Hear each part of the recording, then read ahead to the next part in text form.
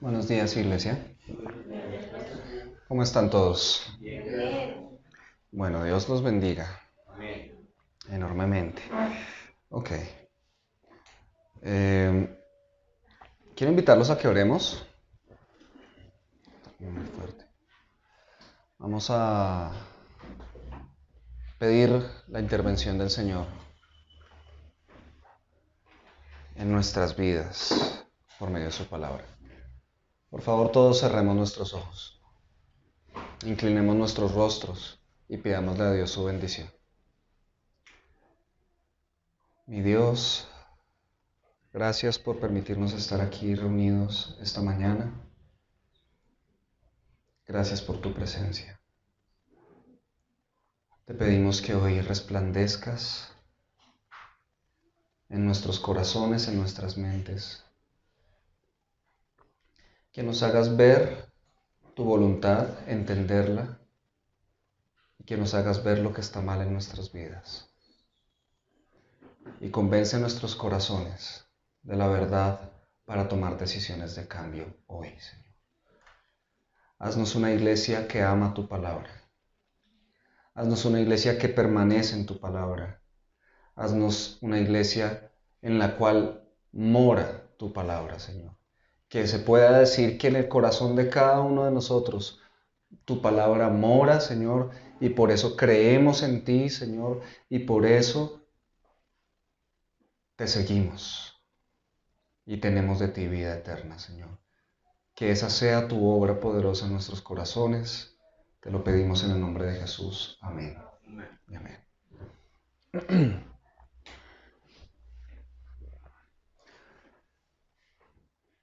Cuando yo no era cristiano, antes, yo vengo de una familia católica. ¿Alguien más viene de familia católica? Que levante la mano. La mayoría.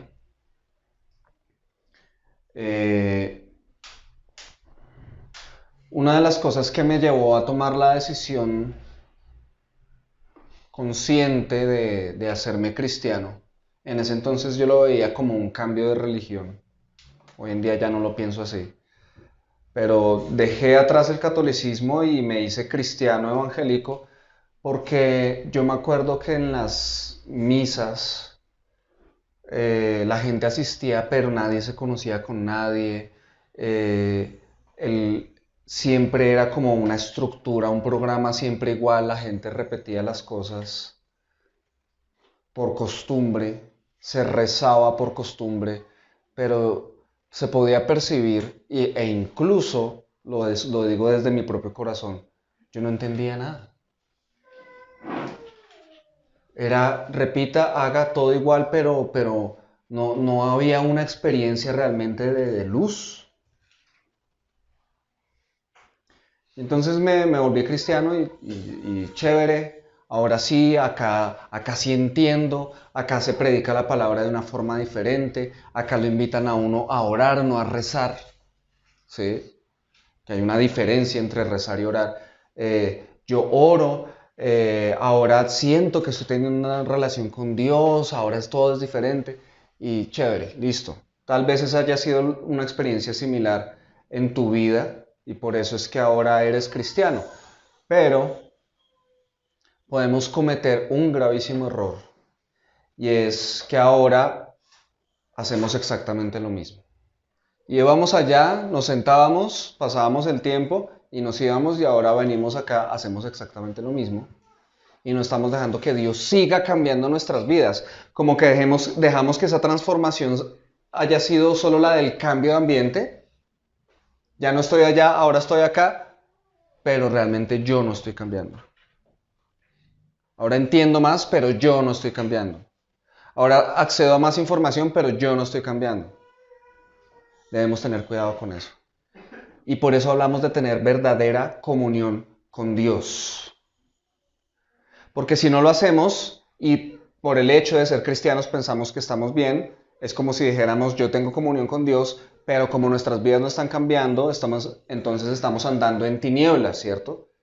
Y clara es la palabra, la hemos visto en esta serie, que si decimos que tenemos comunión con Dios pero andamos en tinieblas, mentimos y no practicamos la verdad. Hemos visto entonces que tener comunión con Dios es andar en la luz. Pero si se dan cuenta, esos dos términos son un poquito vagos, ¿no? Como que estar en comunión con Dios, andar en la luz, ¿cómo se hace eso? En términos prácticos, en términos que yo pueda comprender, porque se presta como para muchas interpretaciones. Entonces hemos estado resolviendo eso, aclarando eso en esta serie, y hemos llegado a la conclusión de que andar en la luz es creer en Jesús. Y para eso ya realmente se filtran muchas cosas equivocadas. Cuando hablamos de creer en Jesús ya estamos hablando de algo más concreto, no estamos hablando de andar en la luz en términos religiosos, espirituales, místicos, extraños, que mucha gente puede hablar de andar en la luz, sino que estamos diciendo que realmente para andar en la luz se necesita creer en Jesús y solo creer en Jesús. No hay otra manera de andar en la luz sino creyendo en Jesús, porque Jesús dijo, yo la luz he venido al mundo para que todo el que cree en mí no permanezca en tinieblas, ¿cierto? Él es la luz del mundo, entonces hay que creer en Él. Sin embargo, nosotros los seres humanos también cometemos el error de minimizar lo que es creer en Jesús. Y decimos, yo creo en Jesús por el hecho de que acepto que Él vino hace 2000 años, murió en la cruz por nuestros pecados, etcétera, etcétera, pero no me cambia la vida. Entonces hemos minimizado el creer en Jesús a una mera aceptación, llamémoslo así, intelectual de unos sucesos. Ya, ¿cierto? Entonces hemos venido cavando profundo acerca de qué es realmente creer en Jesús y hemos llegado a la conclusión en esta serie, y de eso hablábamos hace 8 días, que yo sé que realmente estoy creyendo en Jesús cuando ¿qué? Cuando lo sigo. Si no estoy siguiendo a Jesús, no estoy creyendo en Él, aunque yo diga que sí creo. Cuando yo realmente estoy creyendo en Jesús es porque lo sigo. Y si te das cuenta, cuando hablamos de seguir a Jesús, ya estamos hablando en términos mucho más concretos, mucho más claros, no son ambiguos. Cuando hablamos de seguir a Jesús, estamos hablando de que yo tomo una decisión, ¿sí? Que yo estoy realmente en movimiento. No es una posición pasiva, es una posición totalmente activa. Seguir a Jesús requiere mi decisión, requiere mi intención, requiere actitudes de mi parte. No obstante, como nosotros los seres humanos tenemos esa oposición a la verdad en nuestra naturaleza pecaminosa, podemos correr el riesgo de convertir el seguir a Jesús en otra cosa que no sea la verdadera. Por eso creo que hay un paso más en este camino hacia el corazón de lo que es realmente andar en la luz, y es este. ¿Cómo sabes que estás siguiendo a Jesús? Cuando permaneces en Él. ¿Bien? Cuando permaneces en Él. Ahora, permanecer, eso sí, todos podemos saber qué es lo que significa. ¿Sí o no? Si a alguien le dicen permanezca de pie, ¿qué significa? Que no se sienta. Si a alguien le dice permanezca en silencio, ¿qué significa? Que no debe hablar. Es estar así, es un estado constante. Permanecer es un estado constante. Permanecer en Jesús implica durar. Permanecer en Jesús implica continuar. Permanecer en Jesús implica perseverar, persistir, perdurar, independientemente de las circunstancias. Eso es permanecer en Jesús. No importa si estoy enfermo o sano, permanezco en Jesús. No importa si estoy en abundancia o en escasez, permanezco en Jesús. No importa si estoy en una reunión con mi iglesia o trabajando o estudiando, permanezco en Jesús. No importa si es de día o de noche, permanezco en Jesús. No importa si está haciendo sol o si llueve, permanezco en Jesús. Eso es permanecer en Jesús. Realmente. Cuando una persona permanece en Jesús puede tener plena certeza de que sigue a Jesús, de que cree en Jesús, de que anda en la luz, de que tiene comunión con Dios. En otras palabras, la huella de la luz realmente ha sido dejada en el corazón de una persona cuando esa persona permanece en Jesús. O dicho de otro modo, cuando una persona permanece en Jesús es porque la luz ha dejado huella en su vida. La luz de Dios ha dejado huella en su vida. Amén. El Señor Jesús dijo lo siguiente en Juan 15, los versículos 4 al 6. Permanezcan en mí y yo en ustedes. Como el sarmiento no puede dar fruto por sí mismo si no permanece en la vid, así tampoco ustedes si no permanecen en mí. Yo soy la vid, ustedes los sarmientos. El que permanece en mí y yo en él, ese da mucho fruto, porque separados de mí nada pueden hacer. Si alguien no permanece en mí, es echado fuera como un sarmiento y se seca, y los recogen, los echan al fuego y se queman. En este pasaje la voluntad de Jesús es claramente que demos buen fruto. Que demos fruto y bueno y mucho. Eso es lo que Dios quiere, ¿sí? Pero ¿qué es eso de dar buen fruto? A la luz de la palabra implica varias cosas, pero creo yo que principalmente dos. Dar buen fruto significa que tú llegas a la meta de lo que Dios quería hacer con tu vida. ¿Sí? Llegar a la meta. Dar buen fruto es que tú entiendes cuál es el propósito de tu vida que Dios tiene para ti y te ocupas en ese propósito el resto de tu vida y tienes éxito en ese propósito. Eso es dar buen fruto. ¿Sí? Que no desperdicias tu vida en las cosas de este mundo, sino que te enfocas en hacer lo que Dios quiere, en llevar a cabo la obra de Dios específicamente en la manera como Dios quería que tú lo hicieras. Eso es dar buen fruto. Pero hay una que creo que es más importante y es que tu vida sea transformada. Eso es dar buen fruto. Es que tú dejas de ser quien solías ser y ahora eres más como Jesús. Ahora estás siendo transformado a la imagen de Jesús. Eso es dar buen fruto. Y aquí lo que está diciendo Jesús es que solo es posible dar ese buen fruto si permanecemos en Él. No hay otra manera. Tú te puedes esforzar de 1000 maneras, pero no lo vas a lograr. Solo si permaneces en Jesús vas a dar buen fruto. Leámoslo de nuevo en el 4 y la primera parte del 5. Dice, permanezcan en mí y yo en ustedes. Como el sarmiento no puede dar fruto por sí mismo, si no permanece en la vid, así tampoco ustedes si no permanecen en mí. Yo soy la vid, ustedes los sarmientos. El que permanece en mí y yo en él, ¿ese qué? Da mucho fruto. Las palabras del Señor son claras. Solo si permanecemos en Jesús vamos a dar buen fruto. Ahora, ¿cuál es el problema? Que este mundo, gobernado por Satanás, él ha logrado que este mundo se empeñe en que tú permanezcas en cualquier otra cosa menos en Jesús.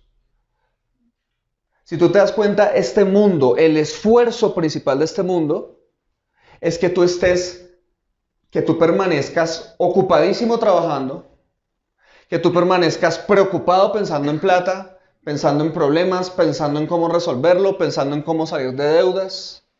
Este mundo lo que quiere es que tú permanezcas deprimido por el pasado o ansioso por el futuro.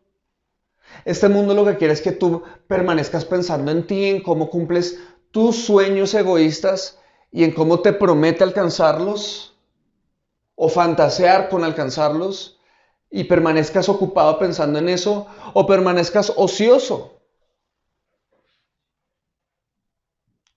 viendo series, películas. Entonces, es que esta serie está buenísima y eres de las personas que no tienen ningún problema en pasar la noche de largo viendo un episodio tras otro. Y te acuestas a las 3, 4 de la mañana. Ay, pues es que está tan bueno, no, el último. Y preciso ese último termina mejor que el anterior y tú dices, no puede ser. Uno más. Y te estás acostando a las 4 de la mañana porque te quedaste viendo esa serie. O sencillamente eres de la persona que anda en redes sociales. Este mundo quiere eso, que permanezcamos en cualquier otra cosa, menos en Jesús. ¿Y sabes cuál es el problema? Que si no permanecemos en Jesús, ¿qué estamos haciendo? Separándonos de Él. No lo llamemos de otra forma. El ser humano tiene el problema de que cuando algo está mal, lo quiere suavizar. el término. Entonces ya no se llama aborto, se llama interrupción del embarazo. ¿Sí? Entonces ya no se llama perversión sexual, se llama identidad de género. Ya no se llama pecado, se llama error. Ya no se llama separarse de Jesús, se llama es que tengo cosas que hacer, es que necesito un descanso. ¿Sí? Nosotros miramos cómo lo llamamos, pero la verdad es que cuando dejamos de permanecer en Jesús, lo que estamos haciendo de inmediato es separarnos de Él. Empezamos a separarnos de Él cuando permanecemos. Es decir, o hablo o me callo, pero no hay un término medio entre hablar y callarse. Entonces, o permanezco en Jesús o me empiezo a separar. Así de sencillo. Y si yo empiezo a separarme, y si me separo de Jesús, la palabra aquí del Señor es clara, no puedo hacer nada bueno, no puedo producir buen fruto si me separo del Señor. Versículo 4 de nuevo y la segunda parte del 5 dice, permanezcan en mí y yo en ustedes, como el sarmiento que no puede dar fruto por sí mismo, no puede. Si no permanecen en la vid, así tampoco ustedes si no permanecen en mí. Y la parte B del versículo 5 dice, porque separados de mí, nada pueden hacer. Separados de mí, nada pueden hacer. ¿Qué significa eso? Separados de mí, ustedes no van a llegar a la meta que yo tengo trazada para ustedes. Separados de mí, ustedes no van a poder dar buen fruto. No van a conocer para qué fue que yo los llamé, para qué fue que yo los creé. Ustedes no van a poder ser transformados, no vas a poder dejar el pecado, no vas a poder ser limpiado, no vas a poder realmente alcanzar el potencial que yo quise que tú tuvieras. Separado de mí, no vas a poder.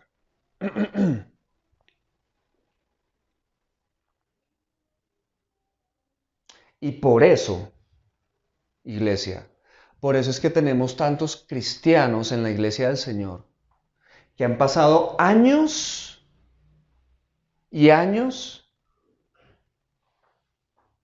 y no saben Dios para qué los llamó. No saben cuál es el llamado de Dios para sus vidas. No saben cuál es el propósito de su existencia. Y llevan años en la iglesia cristiana y no saben esas cosas. ¿Sabes por qué? ¿Sabes por qué no lo saben? Porque viven separados de Dios. Esa es la verdad. Van a las reuniones de la iglesia, se reúnen para orar de pronto, pero el resto del tiempo están pensando en otra cosa, están queriendo otra cosa, están buscando otra cosa. Viven separados de Dios.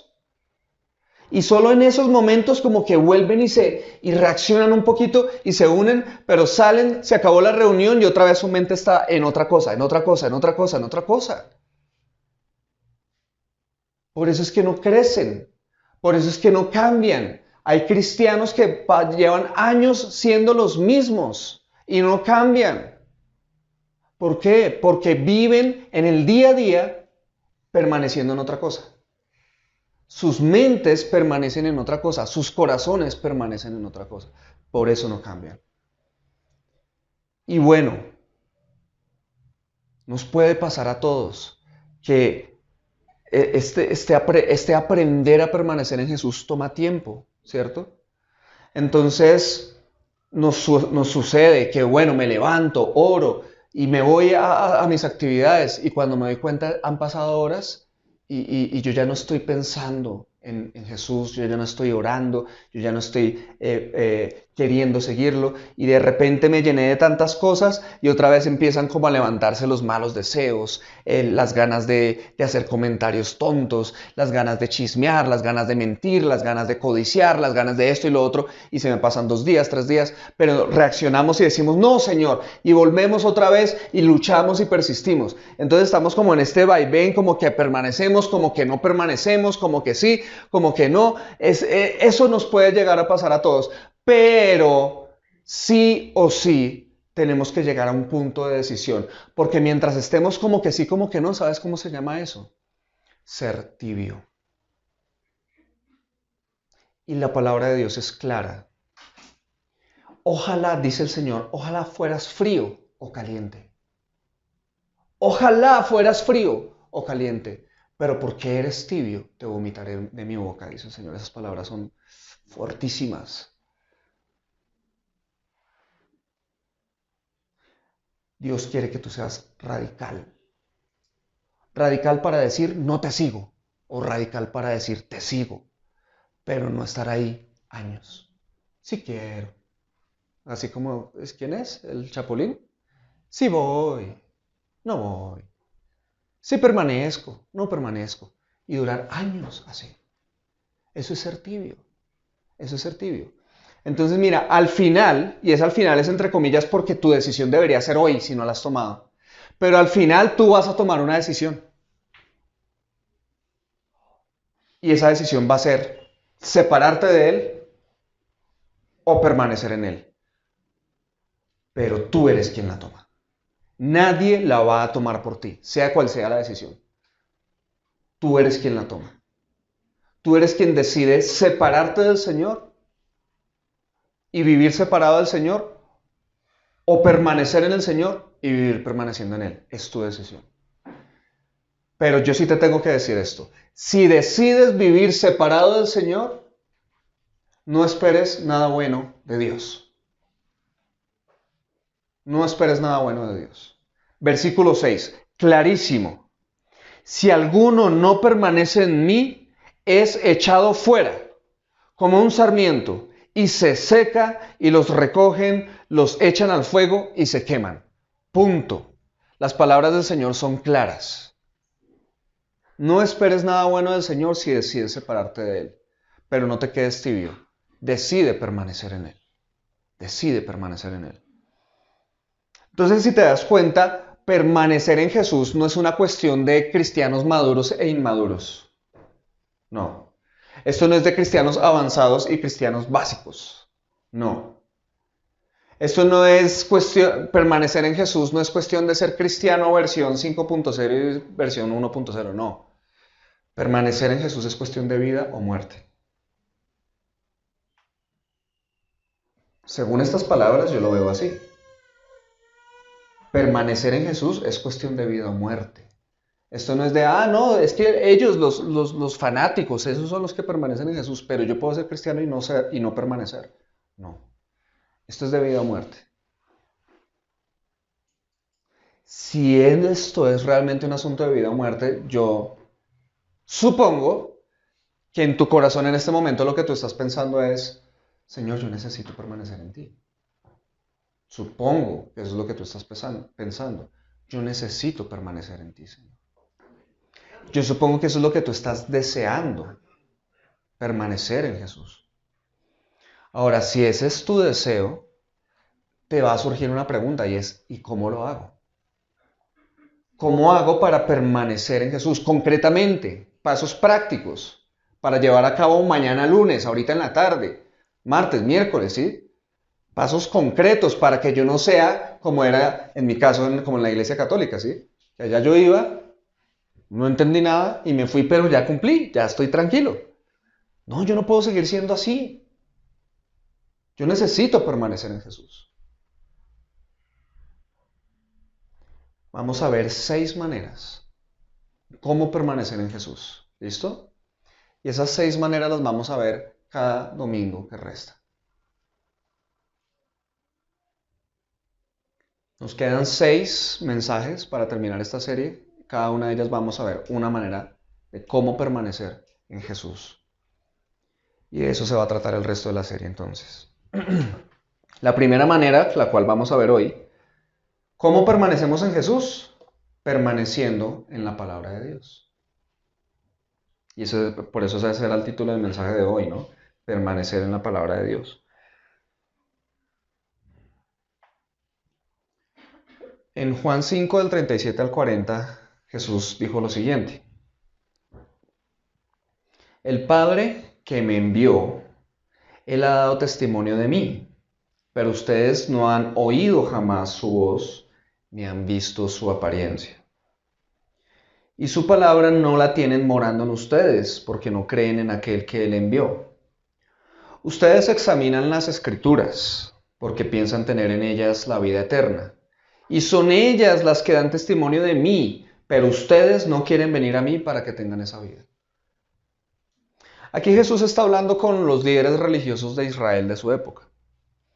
Por lo menos yo puedo hablar de 5 grupos, yo no sé si habría más, en esa época. Pero estaba la casta sacerdotal. Eran los que estaban ocupados de todos los asuntos del templo en Jerusalén. Existía ese liderazgo religioso. Existían también los fariseos, los saduceos, los esenios y los celotes. Por lo menos yo conozco esos 5 grupos. Eran 5 grupos religiosos que tenían toda su estructura. Es como voy a hablar de pentecostal, bautista, metodista, reformado, presbiteriano, más o menos algo así, haga de cuenta, ¿sí? Como si fueran diferentes denominaciones de pueblo de Dios. Existían esos grupos en ese entonces y entre esos grupos, pues todos eran muy estudiosos de las escrituras. Ahora, piensa en esto. Un judío promedio de esa época era conocedor de las escrituras. Puede que no se ocupara de asuntos religiosos, que no tuviera un liderazgo religioso, puede que fuera un pescador, un artesano, pero desde chiquiticos, por tradición cultural, porque es que los judíos, básicamente, eso es una cultura religiosa, o era una cultura religiosa. Entonces a ellos desde chiquiticos les enseñaban a memorizar señoras porciones de las escrituras. Entonces, cuando Jesús hablaba con los judíos, no hablaba de gente ignorante de las escrituras. Realmente no. Obviamente habrían unos que conocían menos que otros, pero por cultura ellos los mantenían ahí en las escrituras. Ahora, si así era con todos, imagínese un líder religioso. Los líderes religiosos seguramente eran súper estudiosos de las escrituras. Y ellos creían que en las escrituras tenían vida eterna. En este sentido, como que son las palabras de Dios. Entonces cuando yo las estudio, las escrituras me están dando vida eterna. Ellos creían eso.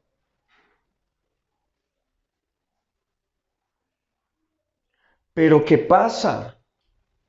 Andaban agarrados. Los fariseos andaban señalando a los celotes andaban señalando a los sacerdotes, los esenios andaban burlándose de los saduceos andaban atacando a los fariseos, andaban agarrados entre sí. Todos estudiaban las escrituras, pero la interpretaban diferente. Todos estudiaban las escrituras, pero la interpretaban diferente y andaban agarrados. O sea, en vez de tener vida eterna, se habían vuelto arrogantes. Estudiaban las escrituras, pero para mirar cómo le demostraban a los otros que estaban equivocados. Estudiaban las escrituras, pero para sentirse ellos, mire que yo sí soy. Mire que yo soy el verdadero, usted es el falso. Estudiaban las escrituras para llenarse de argumentos, para afirmar su sentido de superioridad. Para eso era que estudiaban las escrituras, pero eran súper estudiosos y sí que la conocían, pero dejaron de ver lo esencial. ¿Y qué es lo esencial, hermanos? Lo esencial es estudiar las escrituras para conocer a Dios. Amén. Ahora, escúchame esto. No es para conocer de Dios. Porque tú puedes estudiar la Biblia para conocer de Dios. Pero no debemos estudiar la Biblia para conocer de Dios, sino para conocer a Dios. Es decir, que yo recibo la verdad acerca de Dios y eso me debe llevar a relacionarme con Dios. Porque ahora estoy sabiendo quién es Él. No para que yo decía, wow, yo no sabía esto, tremendo Dios. Y dejarlo ahí. ¿Sí? No es para conocer de Dios, sino para conocer a Dios, para conocer a su Hijo. Y que al conocer a Dios, yo crea en Él. Y lo siga y sea transformado. Ese es el fin por el cual debemos estudiar la palabra de Dios. Mira lo que dice aquí, en el versículo 37. El Padre que me envió. ¿Quién envió a quién? El Padre a Jesús, su Hijo, ¿cierto? O sea que la iniciativa ¿de quién es? Del Padre. El Padre que me envió, fuera eso, ¿qué más ha hecho el Padre? Ha dado testimonio de mí. ¿Cómo ha dado el Padre testimonio de Jesús? Por medio de los profetas en la antigüedad.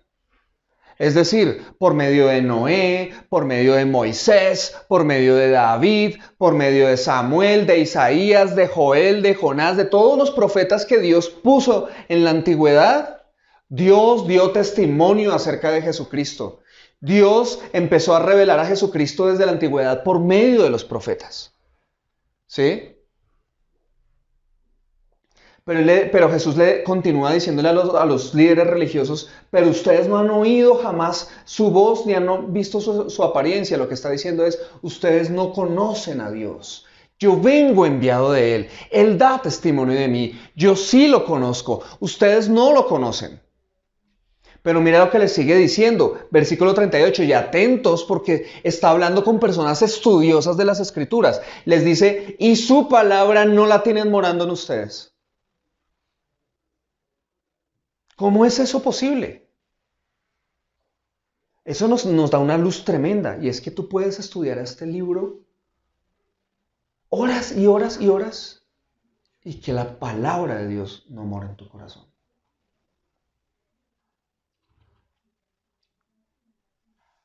Y esto a mí me rompió la cabeza, porque yo escuché muchas veces a cristianos diciendo, es que hay cristianos que idolatran la Biblia, es que la bibliolatría, y por lo general los que dicen eso son cristianos que no son muy estudiosos.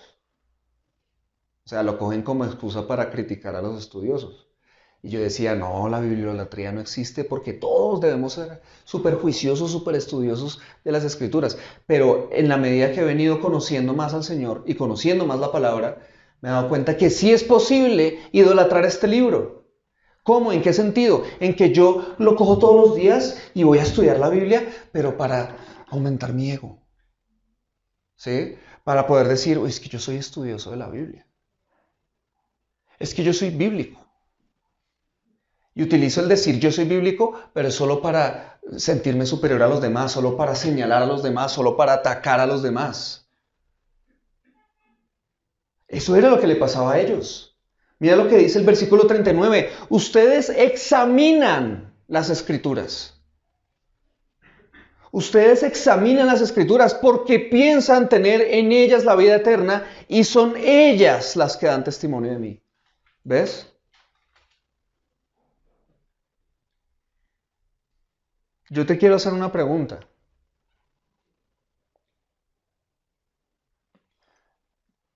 ¿Tú crees que la Biblia nos da vida eterna? Diferentes respuestas, ¿no? La Biblia no nos da vida eterna, hermanos.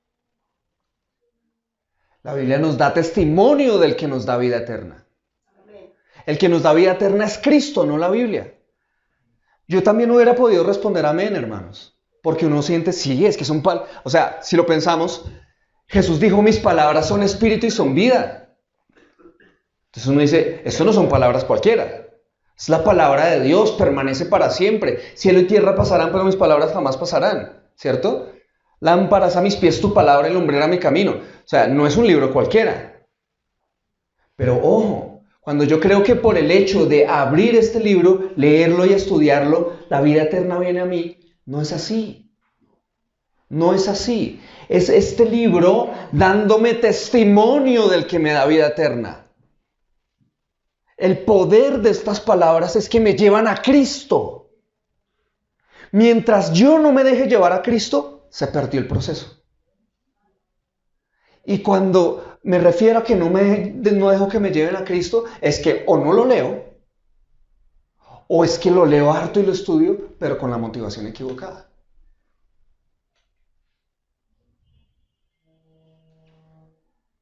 Hermanos, nosotros no estudiamos la Biblia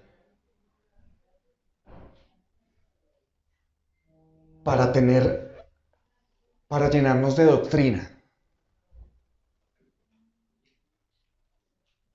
Y con eso no estoy diciendo que la doctrina no importe, claro que importa. De hecho, conocer a Dios es aprender doctrina a la lata, ¿sí? Pero otra cosa es cuando yo cojo la Biblia porque es que yo quiero ser de sana doctrina. Pero lo único que me interesa es decir que soy de sana doctrina inflando el pecho, ¿sí? ¿Está bien tener sana doctrina? Sí. ¿Está bien ser cristocéntrico? Sí. ¿Está bien ser bíblico? Sí. Pero cuando tú dices yo soy bíblico para mirar por encima del hombro al otro, cuando tú dices yo soy cristocéntrico para mirar por encima del hombro al otro, para menospreciar a tu hermano, pues sabes que no estás siendo ni cristocéntrico ni bíblico. ¿Sí me hago entender? No es una cuestión de información, es una cuestión de transformación. Amén. Es eso. Es eso lo que hace la Biblia. Nos da testimonio. Entonces mira lo que dice ahí el versículo 39. Ustedes examinan las escrituras porque piensan tener en ellas la vida eterna. Yo les hacía la pregunta. Algunos dijeron amén. Yo, como les dije, yo hubiera dicho amén antes. Otros dijeron no. Bien. Ok. Pero son ellas. ¿Dónde está realmente la vida eterna que nos puede dar la palabra de Dios? En que nos da testimonio de Cristo. Pero son ellas las que dan testimonio de mí. Pero ustedes no quieren venir a mí para que tengan esa vida. Versículo 40. Mira ese 40. Pero ustedes no quieren venir a mí para que tengan esa vida. Entonces, ¿quién es el que da vida eterna? Jesús, no la Biblia. La Biblia nos lleva a Jesús. Y Jesús es el que nos da vida eterna. En otras palabras, ¿para qué debo estudiar yo la Biblia? Para recibir testimonio de Jesús, para saber quién es Jesús y para que sabiendo quién es Jesús, ¿qué más hago? ¿Qué debo hacer? Creer en Él, ¿o no? Versículo 38. Y su palabra no la tienen morando en ustedes porque no creen en aquel que Él envió. ¿Lo ves? Si lo dijera en sentido positivo, Jesús, ¿qué estaría diciendo? Y la palabra de Dios mora en sus corazones porque creen en aquel que le envió. Pero les dice, pero su palabra no mora en sus corazones porque no creen en aquel que le envió. En otras palabras, la palabra, yo sé que mora en mi corazón porque me ha llevado a creer en Cristo. Pero no solo creer en Cristo, sino a ir a Él, o sea, seguirlo para tener en Él vida eterna. Este pasaje está resumiendo toda la serie. Hasta el momento.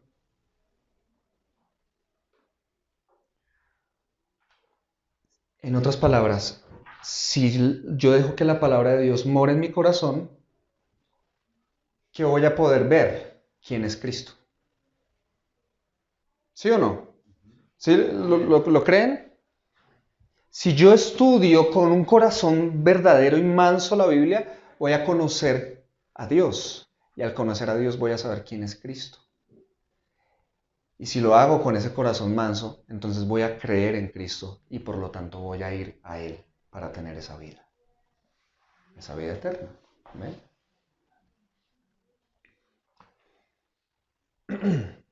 ¿Qué significa esto, iglesia? Conocer la Biblia es muy diferente de tenerla morando en nuestro corazón. ¿Vale? Ahora, que nadie esté diciendo acá, no, pues es que si uno puede estudiar la Biblia y no hacer nada con eso, entonces ¿yo para qué la estudio? No, atento. Porque si no estudias la palabra de Dios, ¿cómo vas a hacer que more en tu corazón? ¿Cómo puede morar en tu corazón la Biblia? ¿Cómo puede morar en tu corazón la palabra de Dios si no permaneces en ella? Imposible. Entonces, esa salida no es, espero que lo tengas claro, sino que al volverme yo una persona que permanece en la palabra de Dios, debo entender esto, que una cosa es conocer la Biblia y otra cosa es tenerla morando en el corazón. Con eso, ¿qué te estoy queriendo decir? En primer lugar, no te impresiones cuando veas a una persona que se ve que conoce la Biblia. ¿Sí? No te impresiones cuando escuches a una persona decir, y no, y la Biblia dice en tal libro, y no sé qué, se conoce Antiguo y Nuevo Testamento. Y no, y la Biblia se formó, el canon se formó de tal manera en el año tal, y tiene toda esa información. Y en el griego y en el hebreo podemos aprender. No te dejes impresionar por eso. Conocer la Biblia es muy diferente a que more en el corazón de una persona. Ahora, conocer la Biblia no está mal. Está súper bien. Pero ¿qué es lo que importa?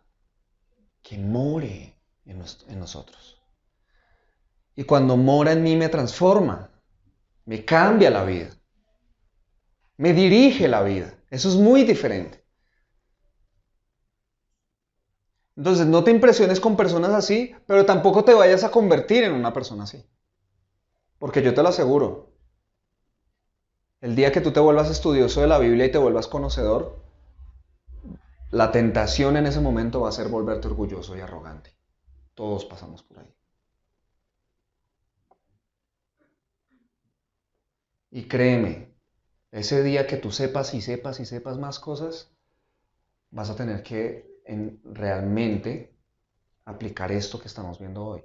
Yo no estudio esto para saber, sino para conocer a Dios, para creer en Dios,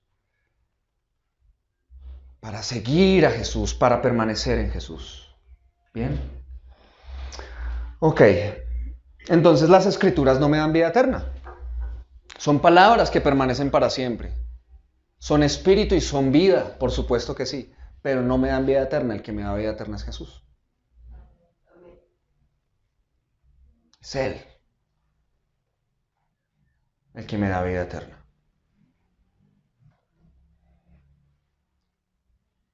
Pero yo no voy a poder conocer a Jesús sin el testimonio que Dios ha dado. Entonces, yo no quiero que menosprecies la palabra de Dios. Yo no la estoy menospreciando con decir que ella no es la que nos da vida eterna. No, antes la estoy poniendo en un lugar de honor más alto porque estoy diciendo que ella es la que nos lleva al que nos da vida eterna. Y nada más nos puede llevar. Es decir, necesitamos la palabra de Dios. Un cristiano verdadero se tiene que volver estudioso de la palabra de Dios.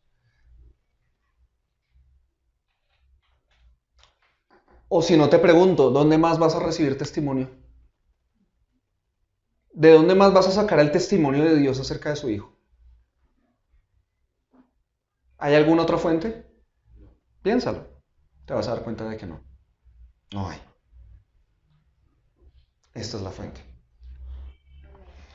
Entonces, permaneciendo en la palabra de Dios, permanecemos en Jesús.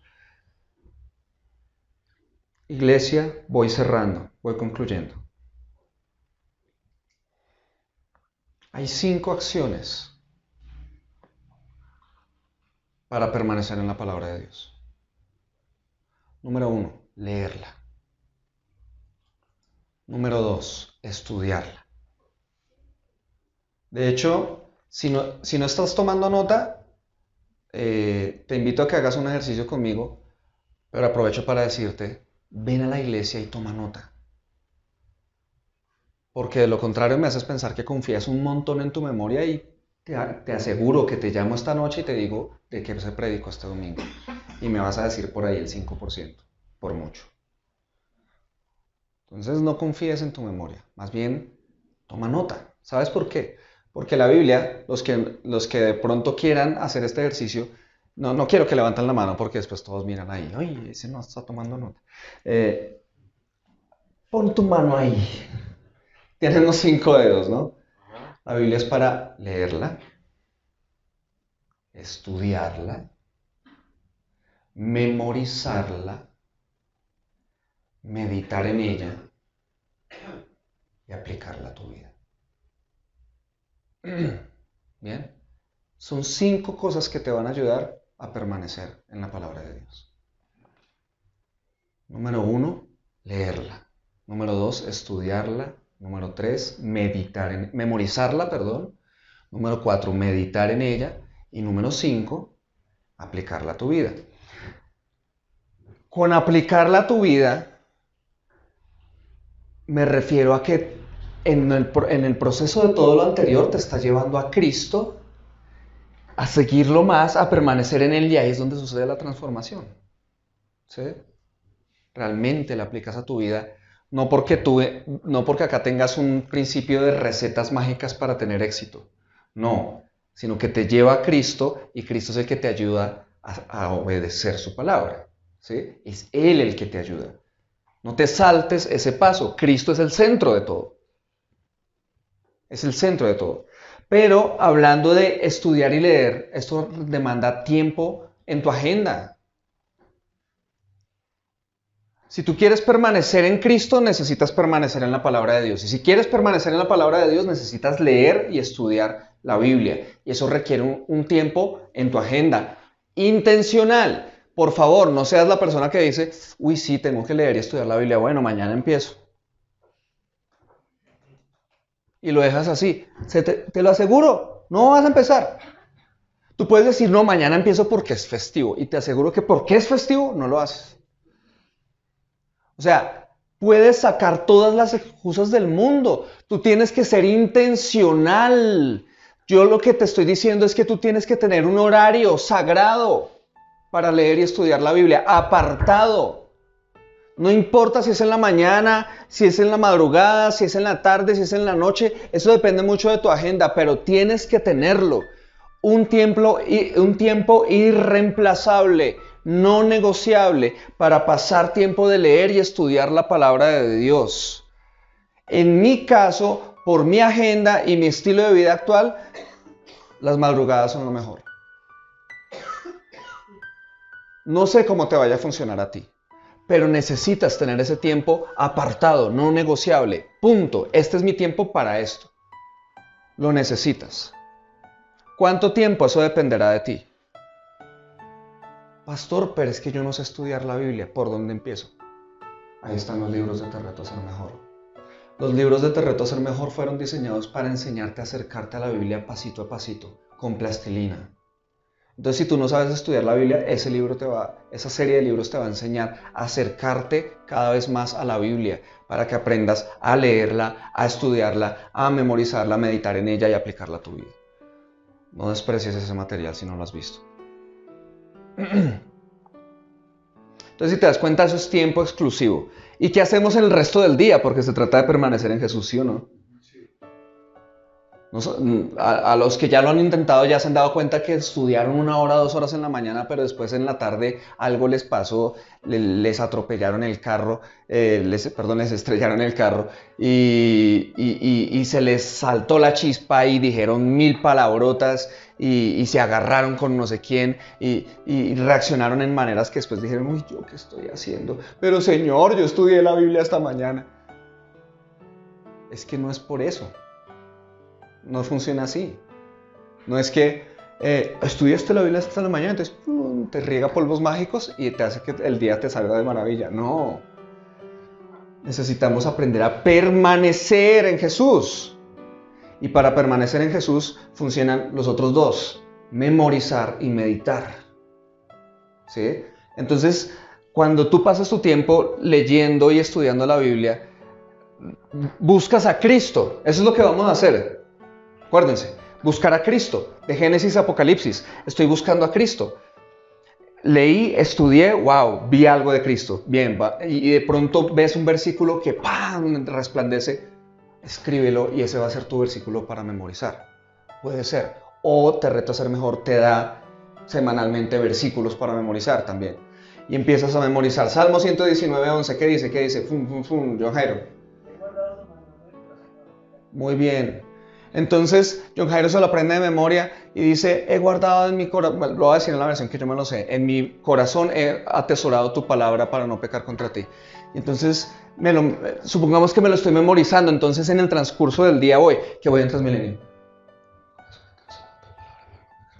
¿Sí? Y voy memorizando, o en donde sea, estoy ahí, pero no solo memorizando como si me estuviera memorizando un teléfono o una cédula. Porque eso es repetir y repetir y repetir, pero a mí un número telefónico no me da revelación de nada. No me enseña nada acerca de la vida. Eso es un número y ya. En cambio, en mi corazón,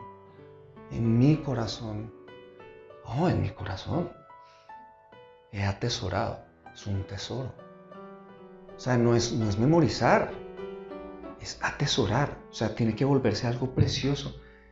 Y si lo hago, no voy a pecar. ¡Wow! Señor, y empiezo a orar, ¿sí? Porque ¿ahora qué estoy haciendo? Meditando. Memorizar me ayuda a meditar. Si tú no tienes nada en la cabeza, ¿qué vas a meditar? ¿Sí? Nada.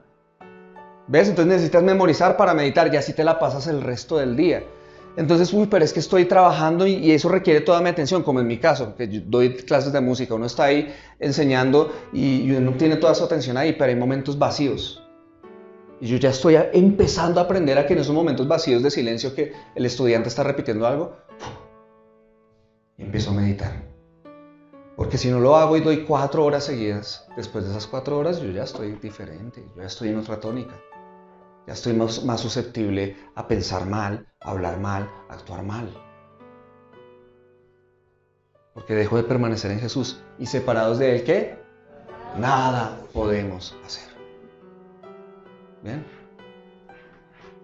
Entonces, ¿cuál es el fin de todo esto? Leer la Biblia, estudiar la Biblia, memorizar la Biblia, meditar la Biblia, para conocer a Cristo. Para conocer a Cristo, a fin de que yo crea en Él y yo vaya a Él para tener la vida que Él da. En otras palabras, para aplicar la palabra de Dios a mi vida. Amén. Amén. De esa manera, permaneciendo en la palabra de Dios, tú vas a permanecer en Jesús.